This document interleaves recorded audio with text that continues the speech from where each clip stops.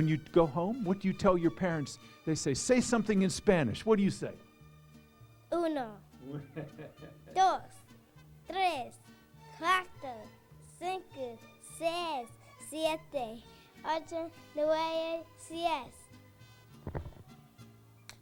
When asked why they like the county's first full Spanish immersion program, kindergartners can already count the ways. At Overlook Elementary and at Phyllis E. Williams Elementary, students hear only Spanish all day long and are quickly learning to make sense of a foreign language. By identifying body parts like eyes, ears, and the other cinco sentidos, Los Niños are getting a visceral sense of their new tongue, which can briefly leave a bad taste when sour balls are part of the lesson. La boca, para comer, y saborear. La nariz.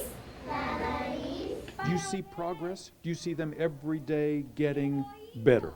Yes, repetition.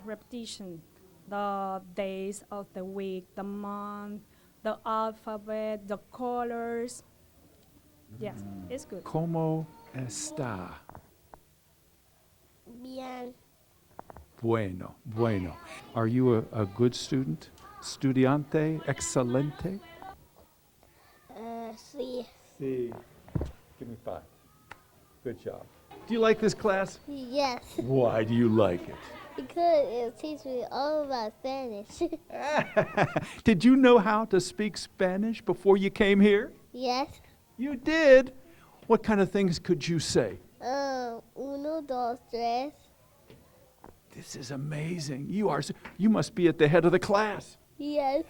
And while the children are making progress, so too are the immersion teachers, who, like those at Cesar Chavez's dual immersion program, hail almost exclusively from countries like Spain and Puerto Rico. To handle what is essentially a language barrier in reverse, the teachers are finding that their students have created a kind of English immersion school just for them. Yo me llamo Benissa. Yo me llamo Manisa. Yo me llamo John. Yo me llamo John. With children, you can always learn. And new words, even they teach me new words because they cannot speak to me in Spanish.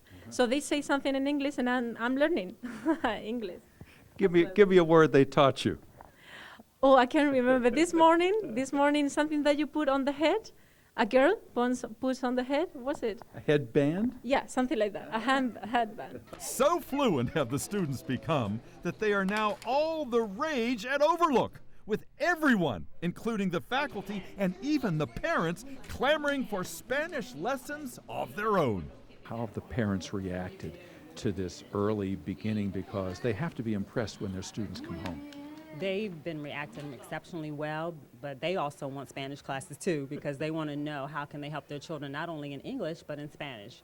So they see the benefits of it as preparing their children to be college and career ready now by being bilingual and able to go out in the workforce and be a person that could go to the top of the list, because I don't not only speak English, but I speak Spanish as well. The hope is that Spanish immersion will expand beyond the elementary school, and like what has happened with the county's 20-year-old French immersion program, that its graduates too come back as teachers to create the magic anew. You see the kindergartners walking around and you say bonjour, and they look at you like, is that my name?